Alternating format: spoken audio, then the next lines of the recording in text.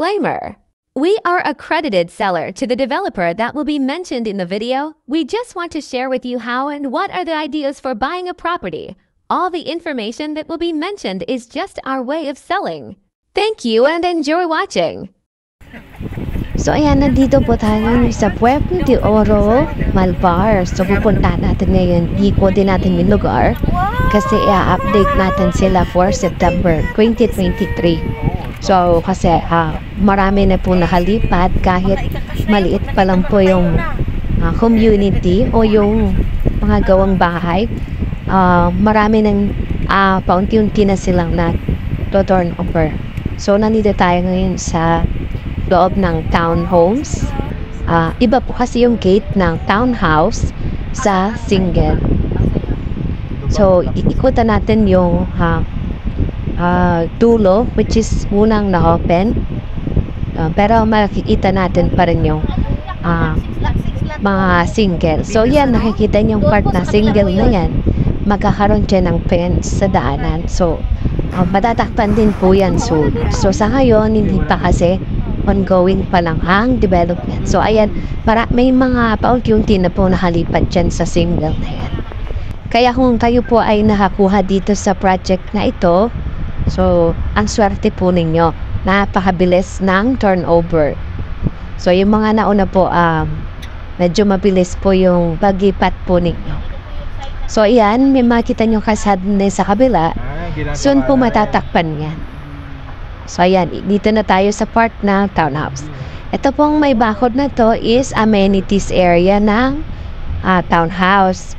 So ayan, nauuna kasi yung mga single attached and detached na i-construct.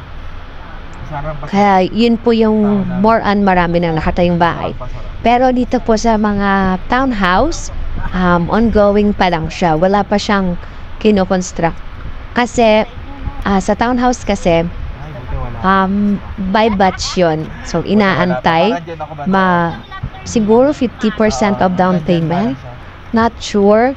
Basta pre-approval na siya, yun. Siguro ongoing construct na siya. Kasi hindi pwedeng okay na yung isa, pero yung tatlo hindi pa. So kailangan at least dalawa doon sa isang row na yun na may ma-pre-approval or 50% down payments, mga ganon. Yung mga ganon kasi sila. So ito yung part ng townhouse. So dito start uumpisahan ang construction. Yan, nakita niyo naman may landed na itong area na to. Dito kasi muna itatayo ang first batch. So ayan, babalik na ulit tayo. Ito yung kabuuan ng townhouse. So babalik tayo dun sa una para pumunta tayo dun sa mga single attached. So pupunta natin yung mismo mga gawa ng unit 10. Yung mga nakalipat na rin. Ayan, yung maraming mga halaman, yan yun. Isa pa yan sa eco-construct, pero wala pang available dyan. By block kasi ang setting, hindi siya buong site na siya. Pinapaubos muna ang isang block bago ibenta yung iba. Ayun po yung model house na tatanong ninyo. Kung mapapunta kayo sa site, so yan po ang isa-site B nyo. So magkakaroon na ng bagong model, which is yung inner po magkakaroon na siya ng parking. So kasi yung end unit ay merong parking area na siya. So may space na siya for parking. So may ginawa silang bagong model unit na pwede mag-park yung inner sa kanilang unit. Yun na lang po, medyo mataas ang presyo kasi may third floor siya. So ayan, pupunta na tayo sa residences. Residences po ayan, tawag sa subdivision or sa loob ng single at detached. Single attached at detached. Pag detached, yun yung mga corner. Pag attached, yun yung mga nasa inner. Yun yung detached. So ito pa yung area na binibenta ngayon. So, unti na lang unit dyan. So, dito sa pupuntahan natin yung pinaka point, which is the amenity area. Papakita ko sa inyo yung kinoconstruct na swimming pool and clubhouse. Ayan, nandito na tayo sa area ng amenities. So, ito ay not sure if swimming pool. Ito kasing sa unahan is basketball court, then clubhouse. Itong sumunod, ito yung clubhouse. And then, not sure kung ito yung swimming pool, pero parang ito yung swimming pool. Ito. Yan, ito. Pero baka yung isa, so di ko lang masyadong tanda yung nila. Pero, ito yung part pa ng yan.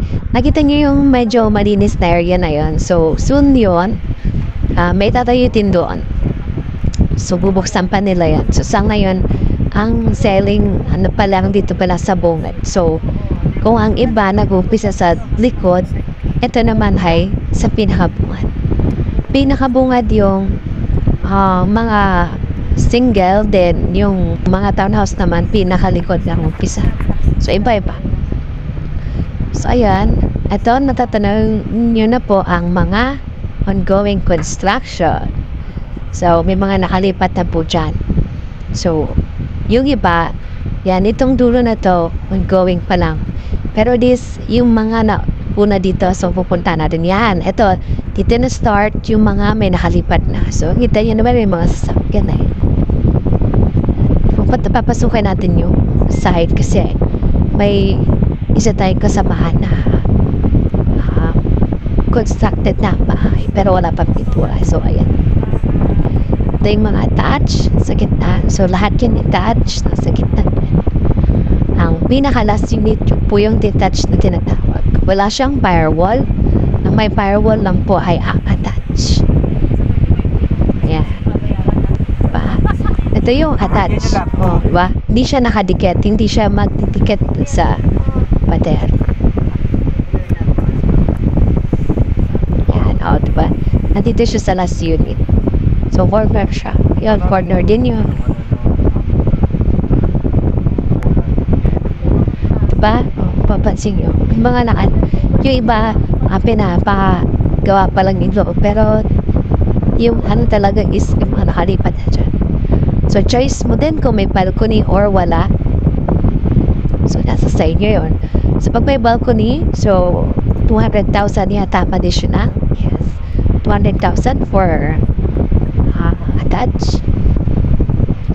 Yan pala po yung kabuuan na development sa ngayon for September 2023. Pero still existing po ang construction. So, lalong-lalo na po ang townhouse dito sa area. Mabilis lang po tayo ang townhouse kasi cluster